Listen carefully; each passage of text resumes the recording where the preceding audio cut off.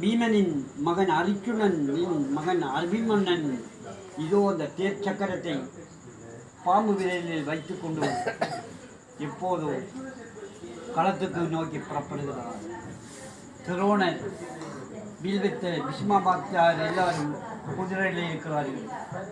இந்த தேர் சக்கரத்தை கையால் தூக்கி விசுக்காமல் யானையை அடித்து கொல்லக்கூடிய சக்தி உள்ளவன் கடோக்கஜன். இந்த வாளின் அச்சாணி ஓட்டும் அந்த துவாரத்துக்குள் இந்த கை விரலை ஒட்டி சுழட்டி விடுகிறான்.